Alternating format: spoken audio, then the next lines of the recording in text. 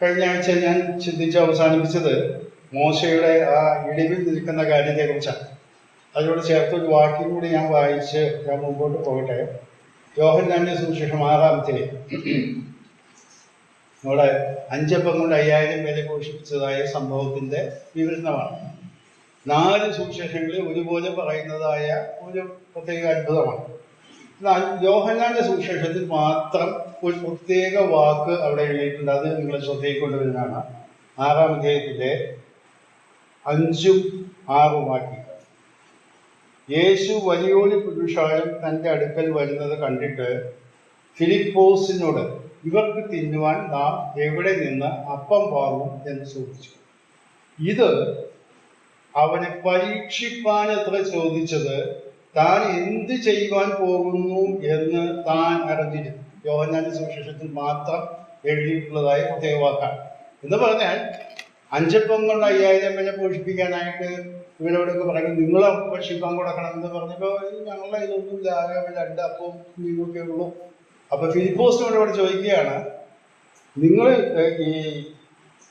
ഈ എവിടെ നിന്ന് ഇവർക്കൊക്കെ അപ്പം വാങ്ങിച്ചു കൊടുക്കാൻ പറ്റും, എങ്ങനെ ഇവരെ പോഷിപ്പിക്കാൻ പറ്റും? അപ്പോൾ സർവജ്ഞാനിയായ കർത്താവിനെ അറിയാം താൻ ചെയ്യുവാൻ പോകുന്നത് എന്താണ്. എന്നാലും ഫിലിപ്പോസിനോട് ഒരു കാര്യം ചോദിക്കും. ഇതാണ് നാം മോശയുടെ കാര്യം പഠിക്കുമ്പോഴേ മനസ്സിലാക്കാൻ കഴിയുന്നത്. മോശ പക്ഷപാതം ചെയ്തപ്പോഴാണ് വലിയവനായ ദൈവം ഇസ്രായേൽ ജാതിയും അശേഷം ഒഴിച്ചു കളയാഞ്ഞത് എന്നുള്ള ധാരണയ്ക്ക് ഞാൻ ഒരു തിരുത്തിൽ വരുത്താനായിട്ട് ഞാൻ വിചാരിക്കാറുണ്ട്. ഇതാണ്, ദൈവത്തിന് മുന്നേ അറിയാം താൻ എന്താണ് ചെയ്യുവാൻ പോകുന്നത്.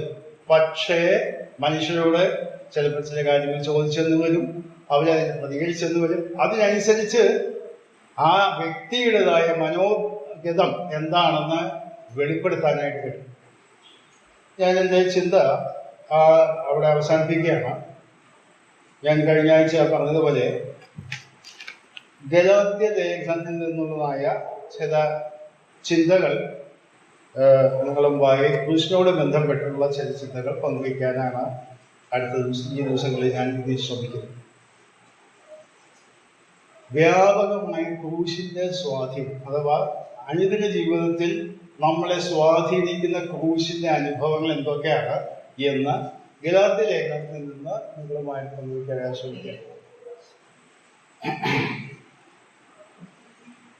അതിനു മുമ്പായിട്ട് ഗലാത്യ ലേഖനത്തിന്റെ പശ്ചാത്തലം ഒന്ന് നാം മനസ്സിലാക്കാം. നമുക്കറിയാം, നമ്മുടെ മലയാളം പുസ്തകത്തില് അപ്പോസ്തലനായ പൗലോസ് എഴുതിയ ലേഖനങ്ങൾ, അല്ലെങ്കിൽ ഇതൊക്കെ നമ്മൾ കാണുന്നുണ്ട്. ലേഖനങ്ങൾ എന്ന വാക്കാണ് ഉപയോഗിച്ചത്. എന്നാൽ ശരിക്ക് ഇത് പുതിയ തർജ്ജമയിലേക്ക് അത് മാറ്റം വരുത്തിയിട്ടുണ്ട്. ഇതൊക്കെ കത്തുകളാണ്, അല്ലെങ്കിൽ എഴുത്തുകൾ എന്ന് നമ്മൾ പറയും. കത്തുകൾ, കാലത്തെ കത്തൊക്കെ ഔട്ട് ഓഫ് ഡേറ്റ് ആയി. ഫോണും സൗകര്യങ്ങളും സംവിധാനങ്ങളൊക്കെ വന്നതുകൊണ്ട് പോസ്റ്റ് ഓഫീസ് അതിലായിട്ട് പണിയില്ലാതായത്. പണ്ട് കാലത്ത് ഇത് എഴുതുന്ന കാലഘട്ടത്തിലൊക്കെ കത്തുകളിലാണ് ആശയവിനിമയം ചെയ്തത്. അപ്പൊ ലേഖനം എന്നതിനേക്കാൾ ഉപരി ഇതൊക്കെ കത്തുകളാണ്. ഓരോ സഭയ്ക്കും അല്ലെങ്കിൽ വ്യക്തികൾക്കും പൗലോസ് എഴുതിയ കത്ത്. കത്തും ലേഖനവും തമ്മിലുള്ള വ്യത്യാസം എന്താ? ലേഖനം എന്ന് പറയുമ്പോൾ ഒരു വിഷയത്തെ ആസ്പദമാക്കി കാര്യങ്ങൾ വിശദീകരിക്കുന്നു എന്നാണ്. കത്ത് എഴുതുക എന്ന് പറഞ്ഞാൽ അങ്ങനെയല്ലേ. നമുക്കറിയാം, ഇപ്പോഴൊക്കെ മാറി, നമ്മൾ മുമ്പൊക്കെ പലപ്പോഴും കത്തുകൾ എഴുതാറുള്ള ആളുകളായിരുന്നു. കത്ത് എഴുതുമ്പോൾ എഴുതുന്ന ആളും ലഭിക്കുന്ന വ്യക്തി, അങ്ങനെ സ്വീകർത്താവ് ചില പ്രത്യേക വിഷയങ്ങൾ കൈകാര്യം ചെയ്യുന്നുണ്ട്. എന്ന് പറഞ്ഞാൽ, ഞാൻ ഒരു വ്യക്തിക്ക് കത്ത് എഴുതുമ്പോൾ എൻ്റെ ഹൃദയം തുറന്ന് എൻ്റെ ആശയങ്ങൾ ആ വ്യക്തിക്ക് മനസ്സിലാകാവുന്ന ഭാഷയിൽ പങ്കുവയ്ക്കുകയാണ്. ലേഖനങ്ങൾ എഴുതുമ്പോൾ അങ്ങനെ ആ വ്യക്തിക്ക് അതിൽ വ്യക്തിപരമായ ഒരു പങ്ക് വേണമെന്ന് നിർബന്ധമില്ല. എന്നാൽ പൗലോസ് എഴുതിയ ഈ ലേഖനങ്ങളൊക്കെ ഓരോ കത്തുകളാണ്. പുതിയ തർജ്ജമയിൽ മലയാളത്തിൽ തന്നെ വന്നിട്ടുള്ള ഗലാത്യ സഭകൾക്ക് പൗലോസ് എഴുതിയ കത്ത് എന്നാണ് എഴുതിയിട്ടുള്ളത്. അതുപോലെ എല്ലാ ലേഖനങ്ങൾ എന്ന് മാറ്റി കത്ത് എന്നാക്കി. കത്ത് എന്ന് വെച്ചാൽ എഴുത്തുകൾ എന്ന് പറഞ്ഞാൽ അതിന്റെ അർത്ഥം, പൗലോസ് എന്ത് പശ്ചാത്തലത്തിലാണ് എഴുതുന്നത് വെച്ചാൽ, ഒരു വിഷയം എഴുതുക എന്നതിനേക്കാൾ തൻ്റെ ഹൃദയത്തിന്റെ തുടിപ്പുകളും തൻ്റെ വൈകാരികമായ കാര്യങ്ങളും ആ എഴുതി കിട്ടുന്നതായ സഭയ്ക്കോ വ്യക്തിക്കോ മനസ്സിലാകാവുന്ന ഭാഷയിലാണ്. അതുപോലെ കിട്ടുന്ന ആൾക്കും ഈ എഴുതുന്ന ആൾക്കും തമ്മിൽ ചില ബന്ധങ്ങൾ ഉണ്ടായിരിക്കും. ആ ബന്ധത്തിന്റെ അടിസ്ഥാനത്തിലാണ് ആ കത്തുകൾ. നമുക്കറിയാം, പണ്ടൊക്കെ ഞങ്ങളൊക്കെ ജോലിക്കൊക്കെ പോയ സമയത്ത് ദൂരെയൊക്കെ ആയ സമയത്ത് വീടുകളിലേക്ക് എഴുത്തെഴുതും. എഴുത്തുമ്പോൾ എഴുത്തിലൂടെയാണ് നമ്മൾ കാര്യങ്ങളൊക്കെ എഴുതി. ഞാൻ ഈ സ്ഥലത്ത് ജോലി ചെയ്യാൻ അങ്ങനെ കാര്യം ഇങ്ങനെയൊക്കെയാണ് അതൊക്കെ പറഞ്ഞ് ഞാൻ കത്തുകൾ എഴുതാറുണ്ട്. അപ്പൊ ഈ കത്തുകളിലൂടെയാണ് നമ്മുടെ ആശയങ്ങൾ, നമ്മുടെ വ്യക്തിപരമായ ആശയങ്ങൾ പങ്കുവയ്ക്കുന്നത്. ആ വ്യക്തിപരമായ ആശയങ്ങൾ വായിക്കുന്ന വ്യക്തിക്കും വളരെ ആകാംക്ഷയോടെയാണ് വായിക്കുന്നത് ആ കത്തുകൾ കിട്ടാനായിട്ട്. കാരണം കത്ത് വന്നില്ലെങ്കിൽ, കത്തൊന്നും വന്നില്ല, എഴുത്തൊന്നും വന്നില്ലല്ലോ മോനെ എന്ന് അമ്മ പറയും. ഇത്ര ദിവസമായിട്ട് അവർക്ക് എഴുത്തുപോലെ എഴുതിയിരുന്നു, കത്ത് എഴുതിയിരുന്നു എന്നൊക്കെ പറയും. കാരണം പറയുമോ, വിവരങ്ങൾ അറിയാൻ വേണ്ടി അല്ലെങ്കിൽ ആശയം. അപ്പോൾ ഇതൊക്കെ പൗലോസ് എഴുതിയതുപോലെ ലേഖനങ്ങൾ എന്നതിനേക്കാൾ കത്തുകളായിട്ടാണ് ലെറ്റേഴ്സ് എന്ന് പറഞ്ഞതിൻ്റെ അർത്ഥം പൗലോസിനും ഈ സഭകൾക്ക് തമ്മിൽ ഒരു ആത്മീയ ബന്ധം, പൊതുവായ ചില ബന്ധങ്ങളും ആ ബന്ധത്തിന്റെ അടിസ്ഥാനത്തിലാണ് ഇതൊക്കെ എഴുതിയത്. നാം ഇന്ന് വായിക്കുമ്പോഴേ ഒരു പ്രശ്നമുള്ള എന്താണെന്ന് വെച്ചാൽ, ഇത് എഴുതിയപ്പോഴും അത് എഴുതിയ ആൾക്കും ലഭിച്ച സഭയ്ക്കും ഈ കാര്യങ്ങൾ അറിയാം. ഏത് പശ്ചാത്തലത്തിലാണ് ഇതൊക്കെ എഴുതിയത് എന്നുള്ള അവർക്കൊക്കെ അറിയാം. എഴുതിയ ആൾക്കും അറിയാം, കിട്ടിയവർക്കും അറിയാം. എന്നാൽ നാം ഇത് വായിക്കുമ്പോഴേ നമുക്കിത് ഏത് പശ്ചാത്തലത്തിലാണെന്നോ എന്ത് ഉദ്ദേശത്തോടുകൂടെയാണ് എഴുതിയതെന്ന് മനസ്സിലാക്കാനും കഴിയണമെങ്കിൽ ആ ലേഖനം മുഴുവൻ വായിക്കുമ്പോൾ അതിൻ്റെ ഉള്ളിൽ നിന്ന് ലഭിക്കുന്ന ചില സൂചനകളുണ്ട്. ആ സൂചനയിൽ കൂടെയാണ് നാം മനസ്സിലാക്കുന്നത് ഇന്ന കാര്യം ഉദ്ദേശിച്ചുകൊണ്ടാണ് ഈ കത്ത് എഴുതിയത് എന്ന് മനസ്സിലാക്കും. അതുകൊണ്ട് ഗലാത്യ ലേഖനത്തില് ഞാൻ ഗലാത്യ ലേഖനം എന്ന് പറയുന്നത് ഗലാത്യ ലേഖനത്തിലൂടെ നമുക്ക് എഴുതി കിട്ടിയതുകൊണ്ട് ഞാൻ അത് ആവർത്തിക്കുന്നത് മാത്രമേ ഉള്ളൂ. ഈ കത്ത് എഴുതുമ്പോഴേ ഇതിൻ്റെ ഒരു പശ്ചാത്തലം നാം മനസ്സിലാക്കിയിട്ട് വേണം നാം ചിന്തിക്കാൻ പോകുന്ന കാര്യങ്ങൾ മനസ്സിലാക്കാൻ സാധിക്കും. അപ്പോസ്തലൻ പൗലോസ് ഗലാത്യയിൽ ചെന്ന് സുവിശേഷം അറിയിച്ചു. പൗലോസ് ഒരു യഹൂദൻ ആണ് എന്ന് നമുക്കറിയാം. എന്നാൽ ഇതിൻ്റെ ഉള്ളിൽ വായിക്കുമ്പോൾ ആ കാര്യങ്ങളൊക്കെ മനസ്സിലാക്കാൻ കഴിയും. ജാതികളായ യഹൂദന്മാരല്ലാത്ത വ്യക്തികളോട് സുവിശേഷം പങ്കുവച്ചപ്പോൾ കൃപയാൽ സൗജന്യമായിട്ടാണ് രക്ഷിക്കപ്പെടുക, ദൈവമക്കളായി തീരുക, അതിനൊരു പ്രവൃത്തികളും ആവശ്യമില്ല, വിശ്വാസം എന്ന വ്യവസ്ഥ മാത്രമാണ് എന്ന് പറഞ്ഞുകൊണ്ട് ഇവരോട് കാര്യങ്ങളൊക്കെ പറഞ്ഞ് ഇവർ രക്ഷിക്കപ്പെട്ടു. പക്ഷേ ചില നാളുകൾ കഴിഞ്ഞ് പൗലോസ് അവിടെ ഇല്ലാതിരുന്ന സമയത്ത് യഹൂദപക്ഷപാതികളായ കുറെ ആളുകൾ ഇവിടെ തന്നെ എഴുതുന്നുണ്ട്. അത് യാക്കോബിന്റെ അടുത്ത് വന്നവരാണ് എന്നുള്ള വ്യാജേനയാണ് അവിടെ വന്നത്. യാക്കോബ് എന്ന് പറഞ്ഞാൽ യേശുവിന്റെ സഹോദരനായ യാക്കോബ്, ലേഖനം എഴുതിയ യാക്കോബ്, 12 ഒരാളായ യാക്കോബല്ല. ആ യാക്കോബ് യഹൂദപക്ഷപാതിയാണ്. അപ്പോസ്തലപ്രവൃത്തി 15-ാം അധ്യായത്തിൽ നമുക്കത് വായിക്കുമ്പോൾ യെരൂശലേമിലെ സഭയിൽ വലിയ ചർച്ചയൊക്കെ ഉണ്ടായ സമയത്ത് യാക്കോബാണ് എഴുന്നേറ്റത് കാര്യങ്ങൾ പറയാൻ. വളരെ പ്രമാണിയായ വ്യക്തി എന്നൊക്കെ ഈ ഗലാത്യ ലേഖനത്തിൽ തന്നെ പൗലോസ് വിശദീകരിക്കുന്നു. അപ്പോൾ ഈ വ്യക്തി അടുത്തുനിന്നാണ് വന്നതെന്ന് പറഞ്ഞ് യഹൂദ പശ്ചാത്തലത്തിലുള്ളതായ ചില ആളുകൾ ചെന്ന ഈ ആളുകളെ വശീകരിക്കാൻ തുടങ്ങി. നിങ്ങൾ രക്ഷിക്കപ്പെട്ടു, ദൈവമക്കളായതാണല്ലോ നിങ്ങൾ വിശ്വസിക്കുന്നത്, എന്നാൽ നിങ്ങൾ പഴയ നിയമത്തിലെ പ്രമാണങ്ങൾ കൂടെ അനുഷ്ഠിക്കണം. പ്രധാനമായിട്ടും പരിച്ഛേദനയായിരിക്കണം. കാരണം അത് ദൈവം കൊടുത്ത കൽപ്പനയാണ്, ന്യായപ്രമാണം ദൈവം കൊടുത്തതാണ്. അത് അവർ പറയുന്നതിന് ന്യായങ്ങളൊക്കെ ഉണ്ട്. അപ്പൊ അതുകൊണ്ട് ന്യായപ്രമാണത്തിൽ കൂടെ അനുഷ്ഠിച്ചാലേ നിങ്ങളുടെ രക്ഷ പൂർണ്ണമാകൂ എന്ന് അവർ പറയും. കാരണം യഹൂദനാകാനായിട്ട് വേദപുസ്തകത്തിൽ ചില പ്രമാണങ്ങളുണ്ട്. നമുക്കറിയാം, പുറപ്പാട് പുസ്തകം 12-ാം അധ്യായത്തിലേക്ക് നമുക്ക് എടുക്കാം. അവിടെ പെസഹായെ കുറിച്ചുള്ള കൽപ്പന കൊടുക്കുന്ന സന്ദർഭത്തില് അവിടെ മോശ പറയുന്ന ചില കാര്യം പുറപ്പാട് പുസ്തകം 12-ാം അധ്യായത്തിലെ 43-ഉം 44-ഉം പാടും. യഹോവ പിന്നെയും മോശയോടും അഹരോനോടും കൽപ്പിച്ചത് പെസഹയുടെ ചട്ടം ഇതാകുന്നു: അന്യജാതിക്കാരനായ ഒരുത്തനും അത് തിന്നരുത്. എന്നാൽ ദ്രവ്യം കൊടുത്തു വാങ്ങിയ ദാസനൊക്കെ പരിച്ഛേദന ഏറ്റ ശേഷം അത് തിന്നും. ഇനി അതിന്റെ 48-ാം ഭാഗം: ഒരു അന്യജാതിക്കാരൻ നിന്നോടുകൂടെ പാർത്ത് യഹോവയ്ക്ക് പെസഹ ആചരിക്കണമെങ്കിൽ അവനുള്ള ആണൊക്കെ പരിച്ഛേദനയേൽക്കണം, അതിൻ്റെ ശേഷം അത് ആചരിക്കേണ്ടതിന് അവനെ അടിച്ചു. അപ്പോൾ ഇതാണ് യഹൂദനാകാനായിട്ട് ഉള്ളതായ പ്രമാണമായിട്ട് പഴയ നിയമത്തിൽ പറയും, പരിച്ഛേദനയേൽക്കണം. അതുകൊണ്ട് ഇവിടെ ഈ ഗലാത്യയിലുള്ള വിശ്വാസികളോട് യഹൂദന്മാരായ പശ്ചാത്തലത്തിലുള്ള ആളുകൾ വന്ന് പറഞ്ഞു, നിങ്ങൾ രക്ഷിക്കപ്പെട്ടതൊക്കെ ശരിയാ, യേശുവിനെ വിശ്വസിച്ചതൊക്കെ ശരിയാ, പക്ഷേ നിങ്ങൾ പൂർണ്ണമായി ദൈവത്തിന്റെ അംഗീകാരം കിട്ടണമെങ്കിൽ ദൈവത്തിന്റെ പഴയ നിയമ കൽപ്പനയായ പരിച്ഛേദന. അപ്പൊ ഇവർക്കൊരു ആശയം അവരോട് പറഞ്ഞു, നിങ്ങൾ എന്താ വിചാരിക്കുന്നത്? ഇത് ദൈവിക കൽപ്പനയാണ്, മോശ മുഖാന്തരം കൊടുത്തതാണ്, വർഷങ്ങളായി നൂറ്റാണ്ടുകളായി ഞങ്ങൾ ആചരിച്ചു പോരുന്നതാണ്, ഇതിന് മാറ്റമൊന്നും വന്നിട്ടില്ല എന്നൊക്കെ രീതിയിൽ ഇവരെ പറഞ്ഞ് ഇപ്പോൾ ഇവർക്കൊരു ആശയക്കുഴപ്പമായി, ശരിയായില്ല. അങ്ങനെ ചിന്താക്കുഴപ്പത്തിലായപ്പോഴാണ് ഈ വാർത്ത അറിഞ്ഞ പൗലോസാണ് ഗലാത്യയിലുള്ളതായ വിശ്വാസികളെ ആ സത്യത്തിൽ നിന്ന് വ്യതിചലിച്ചു പോകുന്നു എന്ന് മനസ്സിലാക്കിയപ്പോഴേ ഇവിടെ കാര്യങ്ങൾ ചെയ്യാനായിട്ട്. ഞാനിത് വാക്യം വായിച്ച് പഠിച്ചപ്പോഴേ എനിക്ക് ഒരു കാര്യം കൂടി ഞാൻ കാഷ്വലായിട്ട് പറഞ്ഞു പോവുകയാണ്. നമ്മുടെ ഈ കാലഘട്ടത്തിലുള്ള ഒരു പ്രത്യേകതയാണ്, നമ്മുടെ ആളുകൾ സുവിശേഷം പറഞ്ഞ ആരെങ്കിലും രക്ഷിക്കപ്പെട്ട ഒരു സഭാബന്ധത്തിലേക്ക് വന്നു എന്നൊക്കെ നിൽക്കുമ്പോഴേ മറ്റ് ചില ആളുകൾ വന്ന് പറയും, നിങ്ങൾ ഏത് സഭയിലാണ് പോകുന്നത്? ബ്രദറൻ സഭ. അതിലാണ് അവർക്ക് ആത്മാവില്ലാത്തവരാണ്. നിങ്ങൾ എന്തിനാ അവിടെ പോകുന്നത്? അവിടെ ഒരു ആവേശമുണ്ട്. ഞങ്ങളുടെ കൂടെ കൂടി നോക്കും, ഭയങ്കര ആവേശവും സന്തോഷമാണ്.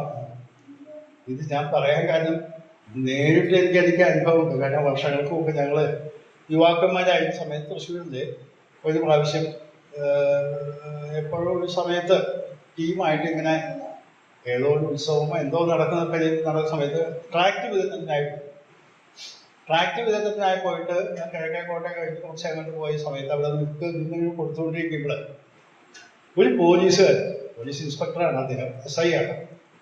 അദ്ദേഹം അടുത്ത്, നിങ്ങൾ എന്തേ കൊടുക്കുന്ന? ട്രാക്റ്റുകളാണ്. അപ്പോ നിങ്ങൾ ഏത് സഭക്കാരാ, എവിടുന്ന വരുന്നത്? ഞങ്ങൾ ബ്രദറൻ സഭയിൽപ്പെട്ട ആൾക്കാരാണ്, ഞങ്ങൾ വീട് നെല്ലിക്കുന്ന ഭാഗത്താണ്. അപ്പൊ അദ്ദേഹം ഞങ്ങളെ നോക്കും, നിങ്ങൾ എന്തിനാണ് കൊടുക്കുന്നത്? നിങ്ങൾ ആത്മാവില്ലാത്ത ആൾക്കാരല്ലേ? അപ്പൊ എനിക്ക് മനസ്സിലായി ഇദ്ദേഹം പെന്തിക്കോസ്തുകാരൻ. ഞാൻ ചോദിച്ചു, പിന്നെ ഇദ്ദേഹം പെന്തിക്കോസ്തുകാരനാണ്, ഇദ്ദേഹം SI ആണ്. എന്താ തടഞ്ഞൊന്നുമില്ല. അദ്ദേഹം ഇതെന്തിനാ കൊടുക്കുന്നത്? ഈ ആത്മാവില്ലാത്ത ആൾക്കാരാണ് സുവിശേഷം കഴിക്കാൻ നടക്കുന്നത് എന്നൊക്കെ ഞങ്ങളുടെ മുഖത്ത് നോക്കിയ ചോദിച്ചതാണ്. ഞാൻ പറഞ്ഞു, ഞങ്ങള് ആത്മാവുണ്ടോ ഇല്ലയോ എന്നൊക്കെ ദൈവം തീരുമാനിക്കട്ടെ. ഇവിടെ വേദപുസ്തകത്തിൽ എഴുതിയ സത്യങ്ങൾ ആളുകൾ മനസ്സിലാക്കാൻ വേണ്ടിയാണ് ഈ ട്രാക്റ്റുകൾ വിതരണം ചെയ്യുന്നതെന്ന്. അപ്പോൾ ഞാൻ പറയുന്നത് പറയുമ്പോൾ ഒരു വിശ്വാസത്തിൽ അടിയുറച്ചു നിൽക്കാത്ത അല്ലെങ്കിൽ പരിജ്ഞാനമില്ലാത്ത ഒരു വ്യക്തിക്ക് ചെറിയ ചഞ്ചലിപ്പുണ്ടാവും. ആത്മാവ് ലഭിച്ചിരുന്നതിന്റെ വ്യക്തമായ അടയാളം അന്യഭാഷ പറയുന്നതാണ് എന്ന് സ്ഥാപിച്ച് കാത്തിരുന്ന് പ്രാപിക്കണം. രക്ഷിക്കപ്പെട്ടാൽ മാത്രം പോരാ, രക്ഷിക്കപ്പെട്ടതിന് ശേഷം കാത്തിരുന്ന് പ്രാപിക്കണം വിശുദ്ധാത്മാവിനെ എന്നാണ് ഈ പഠിപ്പിക്കുന്നത്. അവരാണ് ഫുൾ ഗോസ്പൽ പെന്തിക്കോസ്ത്. നമുക്കറിയാം, അവർ പറയുന്നത് നിങ്ങൾ മുഴുവൻ പൂർണ്ണ സുവിശേഷമല്ല നിങ്ങൾ പറയുന്നത്, ഞങ്ങൾ പറയുന്നതാണ് പൂർണ്ണ സുവിശേഷം. അങ്ങനെ സഭകളുണ്ട് പൂർണ്ണ സുവിശേഷം പെന്തിക്കോസ്ത്. അതിന്റെ കാര്യം ഇതാണ്, അവര് പറയുന്നത് രക്ഷിക്കപ്പെട്ടാൽ മാത്രം പോരാ, കാത്തിരുന്ന് പരിശുദ്ധാത്മാവിനെ പ്രാപിക്കുകയും അതിന് തെളിവായിട്ട് അന്യഭാഷ സംസാരിക്കുകയും ചെയ്താൽ മാത്രമേ പൂർണ്ണ സുവിശേഷമാകുള്ളൂ എന്ന് പഠിപ്പിക്കുന്നവർ. അപ്പോൾ അന്ന് ഈ 1-ാം നൂറ്റാണ്ടിൽ ഗലാത്യ ലേഖനം എഴുതുന്ന സമയത്ത് ഉണ്ടായ ആശയം വേറെയാണ്. ഇന്നിവിടെ യഹൂദന്മാരോ അങ്ങനെ പശ്ചാത്തലം നമുക്കില്ലല്ലോ. പക്ഷെ ഈ പശ്ചാത്തലം മനസ്സിൽ വെച്ചുകൊണ്ട് വേണം ഈ ലേഖനത്തിൽ എന്തുകൊണ്ടാണ് ക്രൂശിനെ ഇത്രമാത്രം ഉയർത്തി കാണിക്കാൻ അപ്പോസ്തലൻ പൗലോസ് ശ്രമിച്ചത്. റോമലേഖനത്തിൽ വായിക്കുന്നത്, പുറമേ യഹൂദനായവൻ യഹൂദനല്ല, പരിച്ഛേദന ഏറ്റുകൊണ്ട് മാത്രം യഹൂദനാകുന്നത്, അകമേ പരിച്ഛേദന ഏറ്റാൽ മാത്രമേ, ഹൃദയ പരിച്ഛേദന ഉണ്ടെങ്കിൽ മാത്രമേ അവൻ സാക്ഷാൽ യഹൂദനാകുന്നുള്ളൂ എന്നുള്ളതായ കാര്യം റോമലേഖനം ശക്തമായി പഠിപ്പിക്കുന്നുണ്ട്. റോമലേഖനം പൗലോസ് എഴുതിയതാണല്ലോ. അവിടെ എഴുതിയിട്ടുണ്ട്, യഹൂദനായാലും ജാതിയായാലും എല്ലാവരും ദൈവഭാഗം ഒരുപോലെ പാപികളാണെന്ന് സ്ഥാപിച്ചുകൊണ്ടാണ് റോമാലേഖനം എഴുതുന്നത്. അപ്പോൾ അതിൻ്റെ അത് അതിനോട് ചേർന്ന് വരുന്ന ഒരു ആശയം കൂടിയാണ് ഗലാത്യ ലേഖനം. അപ്പൊ ഗലാത്യ ലേഖനത്തില് നാം കാണുന്നത് യേശു കർത്താവിന്റെ ക്രൂശിനെ ഇത്രമാത്രം ഉയർത്തി കാണിക്കാൻ, അത് ഇവരുടെ മുമ്പിൽ പ്രാധാന്യത്തോടെ അവതരിപ്പിക്കാനുണ്ടായ പശ്ചാത്തലം ഈ വിശ്വാസികളായിട്ടുള്ള വ്യക്തികളെ, ദൈവകൃപയിലേക്ക് കടന്നു വന്നവരെ, വിശ്വാസത്തിന്റെ അടിസ്ഥാനത്തിൽ രക്ഷിക്കപ്പെട്ടവരെ പിന്നെയും ചില പ്രമാണങ്ങളും ചില ആചാരങ്ങളും കൂടെ അനുഷ്ഠിച്ചാലേ നിങ്ങൾ പൂർണ്ണരാകൂ, നിങ്ങൾ ശരിയായ വിശ്വാസികളാകൂ എന്ന് പഠിപ്പിക്കുന്ന ചില ഉപദേശ വ്യതിയാനങ്ങൾ ഈ പരിച്ഛേദനക്കാർ എന്ന് പറഞ്ഞാൽ യഹൂദന്മാരിൽ നിന്ന് രക്ഷിക്കപ്പെട്ടു വന്ന ചില ആളുകൾ പഠിപ്പിക്കാൻ ശ്രമിച്ച് അവിടെ കലക്കമുണ്ടാക്കിയത് കൊണ്ടാണ് പൗലോസ് ഈ ലേഖനം തന്നെ, ഈ കത്ത് തന്നെ എഴുതാൻ കഴിഞ്ഞത്. അപ്പോൾ ഇത് കിട്ടിയ ഗലാത്യയിലുള്ള സഭകൾക്ക് അറിയാം ഇവിടെ ഇങ്ങനെ പ്രശ്നം നടക്കുന്നുണ്ട്. പൗലോസിനറിയാം, പൗലോസ് പഠിപ്പിച്ച പിന്നെ വ്യത്യാസപ്പെട്ടാണ് ഇവിടെ പറയുന്നത്. അതുകൊണ്ടാണ് അവിടെ പറയുന്നത്, ഞാൻ വേറൊരു സുവിശേഷമാണ് നിങ്ങളോട് പറയുന്നത് എന്നൊക്കെ പൗലോസ് അവിടെ സൂചിപ്പിക്കാനുള്ള കാരണം. ശരി, ഞാൻ നമ്മുടെ വിഷയത്തിലേക്ക് കിടക്കാം. 1-ാം അധ്യായത്തിന്റെ, ഗലാത്യയിലെ 1-ാം അധ്യായത്തിന്റെ 3 മുതൽ 5 വരെയുള്ള വാക്യങ്ങൾ നമുക്ക് വായിക്കാം. ഗലാത്യലേഖനം 1-ാം അധ്യായത്തിന്റെ 3 മുതൽ 5 വരെ.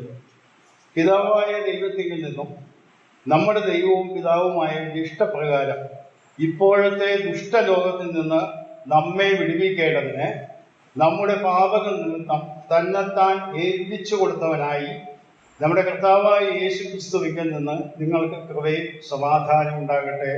അവന് എന്നേക്കും മഹത്വം. ഈ ഗലാത്യ ലേഖനത്തിലെ 1-ാമത്തെ സത്യപ്രസ്താവന എന്ന് പറയാവുന്ന വാചകമാണ് ഞാൻ ഈ വായിച്ചത്.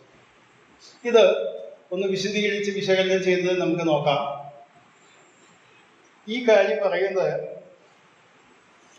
അപ്പോസ്തലനായ പൗലോസിലേക്ക് ഞാൻ പറഞ്ഞത് ക്രൂശ് എന്ന് പറയുന്നതാണ് പ്രധാന വിഷയം എന്ന് ഉയർത്തി കാണിച്ചുകൊണ്ടാണ് ഈ ലേഖനം എഴുതിയത്. ഇതിൽ ആദ്യത്തെ ഈ പ്രസ്താവന നാം ശ്രദ്ധിച്ചാൽ 5 പ്രത്യേക കാര്യങ്ങളാണ് ഈ വാക്യത്തിൽ പൗലോസ് വിശദീകരിക്കുന്നത്. ഒന്നാമത്തത് എന്താണ്? തന്നെത്താൻ ഏൽപ്പിച്ചു കൊടുത്തവനായ നമ്മുടെ കർത്താവായ യേശു ക്രിസ്തു. അതിന്റെ 3-ാം വാക്യത്തിൽ വായിക്കുന്നു, നമ്മുടെ ദൈവവും പിതാവുമായതിന്റെ ഇഷ്ടപ്രകാരം. 2 വാക്യങ്ങൾ ചേർത്തൊന്ന് വായിക്കുമ്പോൾ, പിതാവായ ദൈവത്തിന്റെ ഇഷ്ടപ്രകാരം തന്നെത്താൻ ഏൽപ്പിച്ചു കൊടുത്ത യേശു ക്രിസ്തു. എന്തിനാ വേണ്ടിയാ? ക്രൂശുമരണത്തിന് വേണ്ടിയാണ് പറഞ്ഞത്. അപ്പോൾ 1-ാമത്തെ കാര്യം ഇവിടെ പറയുന്നത്, യേശു കർത്താവിന്റെ ക്രൂശുമരണം പിതാവായ ദൈവത്തിന്റെ ഇഷ്ടപ്രകാരമാണെങ്കിലും അത് പുത്രനാം ദൈവം യേശു ക്രിസ്തു തന്നെത്താൻ ഏൽപ്പിച്ചു കൊടുത്ത വ്യക്തിയാണ്. പഴയ നിയമ പ്രവചനങ്ങളിലൊക്കെ യേശു കർത്താവ് മശിഹ കടന്നു വരുമെന്നും കഷ്ടം അനുഭവിക്കുമെന്നും ഏത് രീതിയിലുള്ള മരണമായിരിക്കും തനിക്കുണ്ടായിരിക്കുക എന്നൊക്കെ വ്യക്തമായി പറഞ്ഞത് ഈ പുത്രൻ മനസ്സിലാക്കിയിട്ട് അത് നിർവഹിക്കാൻ ഞാൻ സ്വമേധയാ വരുന്നു എന്ന് പറഞ്ഞുകൊണ്ട് പറയുന്ന വാചകത്തിന്റെ ആശയമാണ് പൗലോസ് ഇവിടെ ഒരു വാചകത്തിൽ ഇവിടെ സൂചിപ്പിക്കുന്നത്. അഥവാ ഒന്നാമത് നാം ശ്രദ്ധിക്കേണ്ട കാര്യം, യേശു കർത്താവിന്റെ ക്രൂശുമരണം സ്വമേധയാ നടന്ന കാര്യമാണ്. പിതാവായ ദൈവത്തിന്റെ ഹിതപ്രകാരം നടന്ന സംഭവം. രണ്ടും ചേർത്താണ് നാം ചിന്തിക്കുന്നത്. ഈ തന്നെത്താൻ ഏൽപ്പിച്ചു കൊടുത്തു എന്നുള്ളത് പൗലോസിന്റെ പല ലേഖനങ്ങളിൽ കാണാൻ കഴിയുന്ന വാക്കുകളാണ്. ഒരു വാക്ക് മാത്രം ഞാൻ ചൂണ്ടിക്കാണിക്കാം. എഫേസ്യ ലേഖനം അതിന്റെ 5-ാം അധ്യായത്തിന്റെ 2-ാമത്തെ വാക്യമാണ് വായിക്കുന്നത്. എഫേസ്യ ലേഖനം 5-ാമത്തെ. ക്രിസ്തു നിങ്ങളെ സ്നേഹിച്ച് നമുക്ക് വേണ്ടി തന്നെത്താൻ ദൈവത്തിന് സൗരഭ്യവാസനയായ വഴിപാടും യാഗവുമായി അർപ്പിച്ചതുപോലെ സ്നേഹത്തിൽ നടക്കും. ആ വാക്ക് ശ്രദ്ധിച്ചോ? തന്നെത്താൻ ദൈവത്തിന് സൗരഭ്യവാസനയായ വഴിപാടും യാഗവും അർപ്പിച്ചു. എന്നാൽ അവിടെ ഒരു കാര്യം കൂടെ പറയുന്നുണ്ട്, ക്രിസ്തു നിങ്ങളെ സ്നേഹിച്ചിട്ടാണ് എന്ന് പറയുന്നതിന്റെ അർത്ഥം. ഇത് വായിക്കുമ്പോൾ ഈ വായനക്കാരന്റെ മനസ്സിലേക്ക് കടന്നു വരുന്നത് പഴയ നിയമ യാഗങ്ങളാണ്. യാഗത്തിന് ഒരു മൃഗത്തെ കൊണ്ടുവരുന്നത് നമുക്കറിയാം, നമുക്ക് ഊഹിച്ചാൽ മനസ്സിലാകും. ഒരു ആട്ടിൻകുട്ടിയായി കൊണ്ടുവരുന്നത് വേദി. ഈ ആട്ടിൻകുട്ടി സ്വമേധയാ യാഗവേദിയിലേക്ക് വരുന്നതല്ല. യാഗം നടക്കാൻ പോകുന്നത് ഞാൻ എന്താ വരുന്നു എന്ന് പറഞ്ഞു വരുന്നതല്ല. അതിനെ വലിച്ചു വെച്ചു കൊണ്ടുപോകണം, ബലം പ്രയോഗിച്ചു കൊണ്ടുപോകണം. ബലം പ്രയോഗിച്ചു കൊണ്ടുപോയി കൈയും കാലും കെട്ടി അവിടെ കൊണ്ടുപോയി കൊന്നുകളയുക. മാത്രമല്ല, ഈ ആടിന് അറിഞ്ഞുകൂടാ താൻ എന്തിനാണ് കൊല്ലപ്പെടുന്നത്. യാഗം നടത്തുന്ന ആ രക്തച്ചൊരിച്ചിലൂടെ ഇവന്റെ പാപമോചനത്തിന് താൽക്കാലിക പരിഹാരമായി എന്നത് ശരിയാണ്. എന്നാൽ യേശു ക്രിസ്തുവിനെ തന്നെത്താൻ ഏൽപ്പിച്ചു കൊടുത്ത കാര്യം ഇവിടെ പൗലോസ് എഫെസ്യർക്ക് പറയുന്നത് നിങ്ങളെ സ്നേഹിച്ചു തന്നെത്താൻ ഏൽപ്പിച്ചു എന്ന് പറഞ്ഞാൽ മനുഷ്യനായ പാപികളായ മനുഷ്യനെ സ്നേഹിച്ചിട്ട് തന്നെത്താൻ യാഗവേദിയിലേക്ക് നടന്നെടുക്കുന്നതായ ദൈവപുത്രനെയാണ് പൗലോസ് ഇവിടെ അവതരിപ്പിക്കുന്നത്. നമുക്ക് ലേഖനത്തിലേക്ക് മടങ്ങി വരാം. അവിടെ പൗലോസ് ഇതാണ് സൂചിപ്പിക്കുന്നത്. പിതാവായ ദൈവത്തിന്റെ ഹിതപ്രകാരമാണ് ഈ കാര്യങ്ങളൊക്കെ ചെയ്യുന്നതെന്ന് ശരിയാണെങ്കിലും നിങ്ങളെ സ്നേഹിച്ചിട്ട് തന്നെത്താൻ യാഗവേദിയിലേക്ക് ചെല്ലും. അത് രണ്ടാമത്തെ കാര്യം അവിടെ നാം വായിക്കുന്നത് 2-ാം വാക്യത്തിൽ തന്നെയുണ്ട്, നമ്മുടെ പാപങ്ങൾ നിമിത്തമാണ്. ഇത് ശ്രദ്ധിച്ചോ, ഒന്നാമത്തത് ഞാൻ പറഞ്ഞു. രണ്ടാമത്തെ കാര്യം, നമ്മുടെ പാപങ്ങൾ നിമിത്തമാണ് യേശു കർത്താവ് ക്രൂശിൽ മരിച്ചത്. ഇത് വേദപുസ്തകത്തിന്റെ പല ഭാഗത്തും കൈകാര്യം ചെയ്തിട്ടുള്ള വിഷയം. എന്താ ഈ പാപനിമിത്തം എന്ന് പറയാൻ കാര്യം? പാപവും മരണവും തമ്മിൽ ബന്ധപ്പെട്ടിരിക്കുന്നു എന്ന് തിരുവെഴുത്തിന്റെ ആദ്യ പുസ്തകം മുതൽ നമുക്ക് കാണാൻ സാധിക്കും. പാപവും മരണവും തമ്മിൽ ബന്ധപ്പെട്ടിരിക്കും. നാം റോമാലേഖനം 5-ാം അധ്യായത്തിൽ വാക്യം വായിക്കാം. റോമാലേഖനം 5-ാം അധ്യായത്തിലെ 12-ാം വാക്യം. റോമാലേഖനം 5-ാം അധ്യായത്തിലെ 12-ാം. അതുകൊണ്ട് ഏക മനുഷ്യനാൽ പാപവും പാപത്താൽ മരണവും ലോകത്തിൽ കടന്നു. അത് നമുക്കറിയാവുന്ന പ്രസ്താവനയാണ്. അവിടെ പറയുന്നത് പാപവും പാപത്താൽ മരണവും. അപ്പോൾ നമുക്ക് വേണ്ടി ഏൽപ്പിച്ചു കൊടുത്തു എന്ന് പറഞ്ഞാൽ നമ്മുടെ പാപങ്ങൾക്ക് വേണ്ടിയാണ് അവിടെ ഏൽപ്പിച്ചു കൊടുത്തത്. നമ്മുടെ പാപങ്ങൾ നിമിത്തമാണ് എന്ന് പറഞ്ഞാൽ അർത്ഥം, പാപങ്ങൾ നിമിത്തം ഒരു വ്യക്തി പാപി മരിക്കണം. പഴയ നിയമ പ്രമാണമനുസരിച്ച് പാപം ചെയ്ത വ്യക്തി തന്നെയാണ് മരിക്കേണ്ടത്. എന്നാൽ ഇവിടെ യേശു കർത്താവ് പകരക്കാരനായി വന്ന് നമ്മുടെ പാപം ഏറ്റെടുത്ത് പാപത്തിന് ശിക്ഷയായ മരണം ഏറ്റെടുത്ത് നമ്മെ സ്വതന്ത്രരാക്കി. ദൈവിക അനുഗ്രഹങ്ങൾ. അപ്പൊ രണ്ടാമത്തെ പ്രസ്താവന എന്ന് പറയുന്നത് ആ വാക്യത്തിലെ നമ്മുടെ പാപങ്ങൾ നിമിത്തമാണ്. ലോകം ദൈവം സൃഷ്ടിച്ചപ്പോൾ, മനുഷ്യനെയും സൃഷ്ടിച്ചപ്പോഴേ മനുഷ്യൻ പാപിയായി മരിക്കണമെന്ന് ഉദ്ദേശിച്ചല്ല വെച്ചത്. ഒരു വ്യവസ്ഥ ദൈവിച്ചു, തിന്നുന്ന നാളിൽ നീ മരിക്കും. അത് ശരിയാണ്.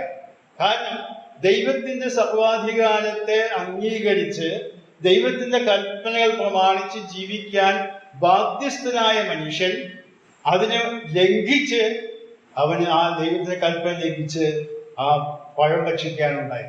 അതിന് പല കാര്യം കൊണ്ട് പാമ്പ് വഞ്ചിച്ചു എന്നൊക്കെ പറയുന്നുണ്ടെങ്കിൽ തന്നെ തീരുമാനമെടുത്തതും ആ കാര്യം ചെയ്തത് മനുഷ്യനാണ്.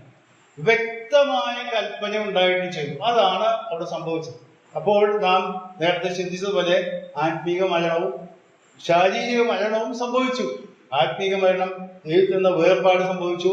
ക്രമേണ അവൻ മരണത്തിന് വിധേയനായി തീർന്നു. അതുകൊണ്ടാണ് റോമാലേഖനത്തിൽ വായിച്ചത് ഏക മനുഷ്യനാൽ പാപവും പാപത്താൽ മരണം ലോകത്തിൽ. അപ്പോൾ യേശു കർത്താവിന്റെ ക്രൂശമരണത്തിന്റെ രണ്ടാമത്തെ പ്രത്യേകത എന്ന് പറയുന്നത് നമ്മുടെ പാപങ്ങൾ നിമിത്തം. ചില ആളുകളൊക്കെ തമാശക്കായിട്ട് ഞാൻ പറയുന്നത് കേട്ടിട്ടുണ്ട്, നമ്മുടെ ഇടയിലുള്ളവരല്ല പുറമേ ഉള്ളത്. നല്ലൊരു മനുഷ്യനായിരുന്നു യേശു കർത്താവ്. അന്നത്തെ ആളുകളൊക്കെ പിടിച്ചാൽ അവനെ ക്രൂശിച്ചു കൊന്നു. എന്തൊരു കഷ്ടമാണ് ചെയ്തത്. ആ പീലാത്തോസും തെറ്റായ ഒരു വിധി കേൾപ്പിച്ചു. അതൊക്കെ ശരിയാണ്. അതൊക്കെ ഒരു തരത്തിൽ പറഞ്ഞാൽ ശരിയായ കാര്യങ്ങളാണ്. എന്നാൽ അതിനേക്കാൾ അതിൽ അന്തർലീനമായിരിക്കുന്ന സത്യം എന്താണെന്ന് അറിയാമോ? യേശു കർത്താവിന്റെ ക്രൂശ് വേണം രക്തസാക്ഷി മരണമല്ല, പാപപരിഹാര ബലിയായ മരണമാണ്. ഇവിടെ അത് പറയുന്നത് നമ്മുടെ പാപങ്ങൾ നിമിത്തമാണ് മരിച്ചത്. മൂന്നാമത്തെ വിഷയത്തിലേക്ക് ഞാൻ കിടക്കട്ടെ. അവിടെ ഒരു പ്രത്യേക വാക്ക് ഉപയോഗിച്ചു, ഇപ്പോഴത്തെ ദുഷ്ടലോകത്തിൽ നിന്ന് നമ്മെ വിടുവിക്കേണ്ടത്. ഇവിടെ ദുഷ്ടലോകം എന്ന് പറഞ്ഞാൽ ദുഷ്ടയുഗത്തിൽ നിന്ന് എന്നാണ് മനസ്സിലാക്കുന്നത്. ദുഷ്ടലോകം എന്നതിനേക്കാൾ ദുഷ്ടന്റെ അധീനെ കിടക്കുന്ന ഈ യുഗത്തിൽ നിന്ന് നമ്മെ നല്ലൊരു യുഗത്തിലേക്ക് കൊണ്ടുവരുവാനായിട്ടാണ് കർത്താവിന്റെ മരണം എന്ന് പറഞ്ഞാൽ. ക്രൂശ് മരണം എന്ന് പറഞ്ഞാൽ ഒരു രക്ഷാദൗത്യമാണ്. വിടുവിക്കുന്ന റെസ്ക്യൂ ഓപ്പറേഷൻ എന്നാണ് അതിന് പറയുന്നത്. നമുക്കറിയാം, ജലപ്രളയം ഉണ്ടായി നമ്മുടെ നാട്ടിൽ 2015 വലിയ പ്രളയം ഉണ്ടായി. എല്ലാ സ്ഥലത്തും വെള്ളം കയറി. പല സ്ഥലങ്ങളിലും ആളുകൾ ജീവൻ മാർഗത്തിന് ഓടി വീടിൻ്റെ വീട് കയറിയിരുന്നു.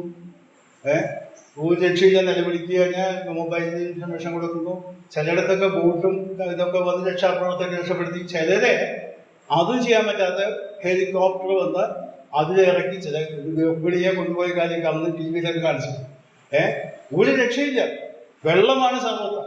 അപ്പോൾ രക്ഷാദൗത്യം എന്ന് പറഞ്ഞാൽ സ്വയമായി രക്ഷപ്പെടാനായിട്ട് കഴിയാതെ നിൽക്കുന്ന മനുഷ്യവർഗത്തിന് എത്രയൊക്കെ നന്മ പ്രവർത്തികൾ ചെയ്തിട്ടും ദൈവത്തിന്റെ അംഗീകാരമോ നീതിയോ ലഭിക്കാൻ കഴിയാത്ത മനുഷ്യനെ വിടുവിക്കാൻ വേണ്ടിയുള്ള രക്ഷാദൗത്യമാണ് യേശു ക്രിസ്തുവിന്റെ ക്രൂശുമരണം. അപ്പൊ ക്രൂശുമരണം എന്ന് പറയുന്നത് ഇവിടെ അപ്പോസ്തലനായ പൗലോസ് വിവരിക്കുന്നത് അത് ഒരു നമ്മെ വിടുവിക്കേണ്ടതുണ്ട് എന്ന് പറഞ്ഞാൽ പാപത്തിന്റെ ബന്ധനത്തിൽ നിന്ന് നമ്മെ വിടുവിച്ച് ദൈവികമായ രാജ്യത്തിലേക്ക് പ്രവേശിപ്പിക്കുന്നു. ഞാൻ പൗലോസ് വായിക്കുന്നു, ദുഷ്ടന്റെ അന്ധകാരത്തിന്റെ പിടിയിൽ നിന്ന് നമ്മെ സ്നേഹസ്വരൂപനായ പുത്രന്റെ രാജ്യത്തിലേക്ക് ആക്കി വെച്ചവൻ എന്നാ വാക്യം നമ്മൾ വായിക്കും. അങ്ങനെയല്ല വായിക്കുന്നത്. പൗലോസ് ലേഖനം 1-ാം അധ്യായത്തിന്റെ 13-ാമത്തെ വാക്യം. നമ്മെ ഇരുട്ടിന്റെ അധികാരത്തിൽ നിന്ന് പുത്രൻ വിടുവിച്ച് തന്റെ സ്നേഹസ്വരൂപനായ പുത്രൻ രാജ്യത്തിലാക്കി വെച്ചു എന്ന് പറഞ്ഞാൽ ഈ നമ്മൾ എയർ ലിഫ്റ്റ് ചെയ്യാന്ന് പറയും. അതായത് ഹെലികോപ്റ്റർ വന്ന് ഇയാള് പൊക്കി അങ്ങോട്ട് മാറ്റി വെക്കുന്ന പോലെ ഉള്ള പ്രവൃത്തിയാണ് ഇവിടെ നടത്തുന്നത്. അപ്പൊ ഇവിടെ ദുഷ്ടലോകത്തെ വിടുവിക്കണം എന്ന് പറഞ്ഞാൽ അതിന്റെ അർത്ഥം നമ്മെ കൊണ്ട് സ്വയമായി രക്ഷിക്കപ്പെടുവാനോ ദൈവത്തിന്റെ സ്വീകാര്യം കിട്ടാനോ അംഗീകാരം കിട്ടാനോ കഴിയാത്ത ഒരു അവസ്ഥാവിശേഷത്തിൽ മനുഷ്യനായിരുന്നു. പഴയ നിയമ ന്യായ പ്രമാണം പാലിച്ചുകൊണ്ട് ദൈവത്തെ പ്രീതിപ്പെടുത്താൻ കഴിയാത്ത ഒരു അവസ്ഥാവിശേഷം ഉണ്ടായി. അതൊക്കെ ചെയ്താലും ഒരു തരത്തിൽ അത് പൂർത്തീകരിക്കാൻ മനുഷ്യന് കഴിയുമായിരുന്നില്ല. ഇത് ഞാൻ പറഞ്ഞല്ലോ, ന്യായപ്രമാണം അനുഷ്ഠിച്ച് ആർക്കും ദൈവമായി നീതീകരിക്കപ്പെടുക വെച്ചാൽ ദൈവത്തിന്റെ അംഗീകാരം ലഭിക്കാനായിട്ട് കഴിയുമായിരുന്നില്ല. ആ അവസ്ഥയിൽ നാം നിസ്സഹായരായി നിൽക്കുമ്പോഴാണ് ദൈവം നമ്മെ വിടുവിക്കാനായിട്ട്, ഈ അവസ്ഥയിൽ നിന്ന് വിടുവിക്കാനായിട്ട് ദൈവം. അപ്പോൾ ഒരു രക്ഷാദൗത്യമാണ് ഇവിടെ നടന്നത്. റെസ്ക്യൂ ഓപ്പറേഷനാണ് ശരിക്കും പറഞ്ഞാൽ യേശു ക്രിസ്തുവിന്റെ ക്രൂശുമരണം. അതിന്റെ 4-ാമത്തെ കാര്യത്തിലേക്ക് ഞാൻ കടക്കട്ടെ. ആ ഭാഗത്ത് തന്നെ ഉള്ളത് വായിക്കുന്നു. നമ്മുടെ കർത്താവ് 4-ാം വാക്യത്തില് നിങ്ങൾക്ക് കൃപയും സമാധാനവും ഉണ്ടാകട്ടെ. ഈ രക്ഷിക്കപ്പെട്ട വ്യക്തികൾക്ക് ലഭിക്കുന്ന വലിയ അനുഗ്രഹം, കൃപ ലഭിക്കുന്നു, സമാധാനം ലഭിക്കുന്നു. ദൈവകൃപ എന്ന് പറഞ്ഞാൽ സൗജന്യമായി അനർഹമായ വ്യക്തികൾക്ക് നൽകുന്ന ദൈവത്തിന്റെ ദാനമാണ്. അപ്പോൾ ദൈവകൃപ നൽകി അവനെ ഈ ദൈവമാർഗത്തിലേക്ക് കൊണ്ടുവരുന്നു. മാത്രമല്ല സമാധാനം. നാം റോമാലേഖനം 5-ാം അധ്യായം വായിക്കുമ്പോൾ ദൈവത്തോട് നമുക്ക് സമാധാനമുണ്ട്. ദൈവത്തോട് സമാധാനം മാത്രമല്ല, മനുഷ്യർക്ക് തമ്മിൽ തന്നെ സമാധാനത്തോടെ ജീവിക്കാൻ കഴിയുന്ന ഒരു അവസ്ഥാവിശേഷം ഈ ക്രൂശുമരണത്തിലൂടെ ലഭിച്ചതായ വീണ്ടെടുപ്പിലൂടെയാണ്. ഞാൻ അതൊന്ന് അല്പം വിശദീകരിക്കാനായിട്ട് ശ്രമിക്കാം. എഫേസ്യ ലേഖനത്തിലേക്ക് നമുക്ക് കടന്നു പോയാം. എഫേസ്യ ലേഖനം അതിന്റെ 2-ാം അധ്യായം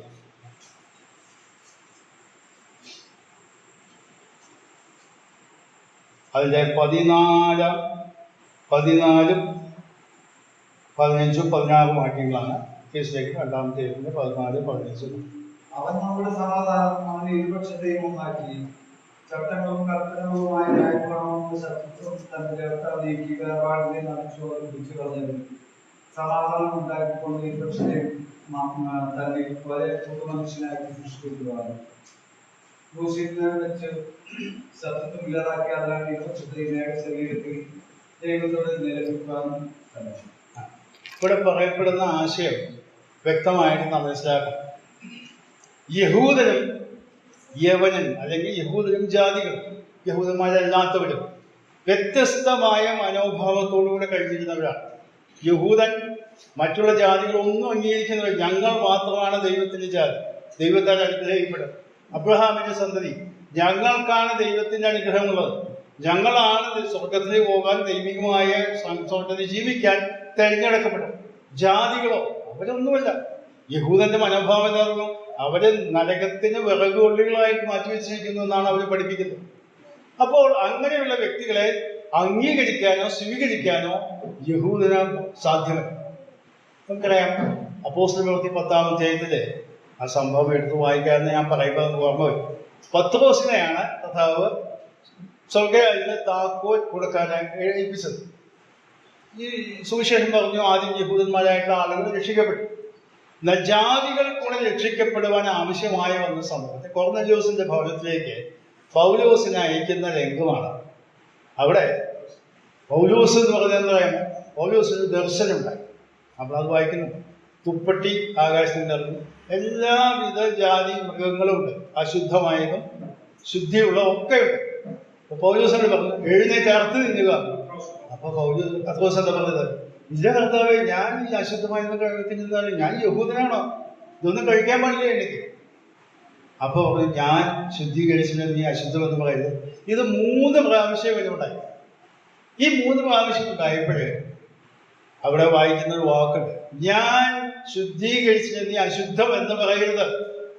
അപ്പൊ ഈ കാര്യത്തെ കുറിച്ച് ഇവരിങ്ങനെ ചിന്തിച്ചുകൊണ്ടിരിക്കുമ്പോഴാണ് കൊർന്നല്യോസിന്റെ ഭവനത്തിൽ നിന്ന് ആളുകൾ വരുന്നത്. എന്ന് പറഞ്ഞാൽ ജാതികളായ ആളുകൾ വന്ന് ഇവനെ സുവിശേഷം അറിയിക്കാനായിട്ട് വിളിച്ചുകൊണ്ടു പോകാനായിട്ട് വരുമ്പോൾ ഇവൻ അതിന് മാനസികമായിട്ട് തയ്യാറാകാൻ ദൈവം ഒരുക്കിയ ഒരു സംവിധാനമായിരുന്നു അത്. കാരണം പത്രോസ് യഹൂദനാണോ? പത്രോസ് ഈ ജാതികളെ ഒന്നും അംഗീകരിക്കുന്നവനല്ല, സുവിശേഷം പറയാറില്ല. യഹൂദനോട് മാത്രമേ സുവിശേഷം പറയാറുള്ളൂ. പക്ഷേ പൗലോസ് വന്നതിന് ശേഷമാണ് അതൊക്കെ പിന്നീട് മാറ്റങ്ങൾ വന്നത്. എല്ലാവരോടും സുവിശേഷം പറയുന്ന ജാതികളുടെ അപ്പോസ്തലൻ എന്ന പേരിൽ അറിയപ്പെട്ട പൗലോസാണ് എല്ലാവരോടും സുവിശേഷം പറയുന്നത്. അപ്പോസ്തലൻ പത്രോസ് അത് തയ്യാറല്ല. എന്നാൽ ദൈവത്താൽ നിയോഗിക്കപ്പെട്ടവനായിട്ട് അവൻ അവിടെ ചെല്ലുന്നു. കൊർന്നല്യോസിന്റെ ഭവനത്തിൽ ചെന്നുകൊണ്ട് അവിടെ പറയുന്ന വാചകമുണ്ട്, അത് നമുക്കൊന്ന് വായിക്കാം. അപ്പോസ്തല പ്രവൃത്തി 10-ാം അധ്യായം.